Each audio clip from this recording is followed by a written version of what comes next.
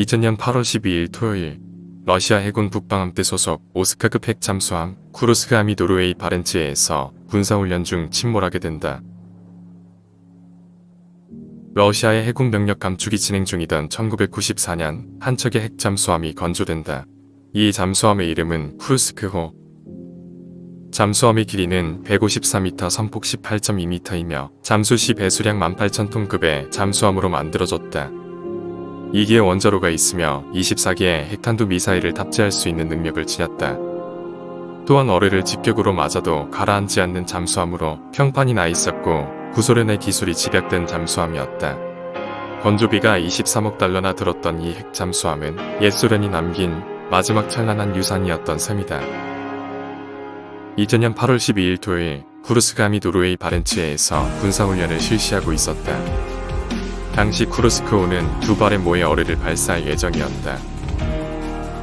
당시 쿠르스크함은 북방함대 기함인 키로프급 순양함 표트르 벨기함을 향해 2발의 모의 어뢰를 발사할 예정이었다.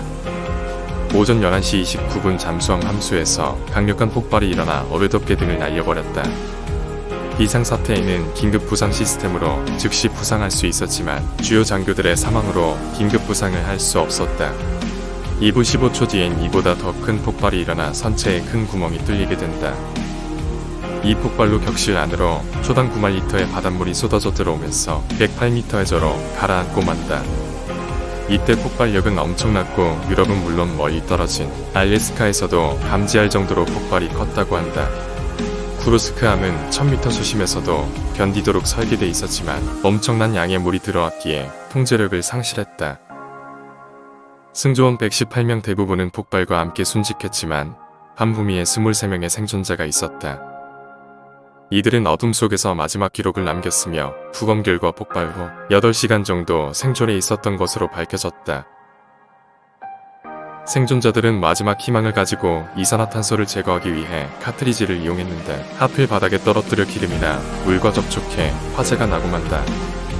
이 사고가 터진 때는 푸틴이 부임한 지 100일 정도 시점이었기에 자국의 자존심을 위해 다른 나라의 구조 지원을 거절하게 된다. 하지만 자국의 낙후된 기술과 장비로는 악천후와 온도를 극복할 수 없었고 이는 귀중한 초동 대응 시간을 허비하는 결과로 이어졌다. 게다가 러시아가 동원할 수 있는 심해 탐사선 겸 구조선인 켈디시오가 타이타닉호 탐사를 위해 임대되어 대서양에 나가 있는 상황이었다. 어쩔 수 없이 해군의 구형 해난구조함 프리즈함을 동원할 수밖에 없었다. 얼마 못 가 한계에 부딪힌 러시아는 결국 사고 서일 뒤에 영국과 노르웨이의 지원 요청을 수락하게 된다. 하지만 이미 골든타임을 놓쳤기에 승무원들은 전원 사망한 뒤였다. 이후 쿠르스크호 사고의 원인은 제대로 보수되지 않은 구형 어뢰 때문인 것으로 밝혀졌다. 어뢰가 장전되는 순간 표피가 부서져 추진제가 서서히 노출됐고 발사관 안에 과산화수소 증기가 차올라 증기가 폭발한 것이었다. 결국 네덜란드 임양업체에 의해 인양되었고 쿠르스크호는 역사 속으로 사라지게 되었다.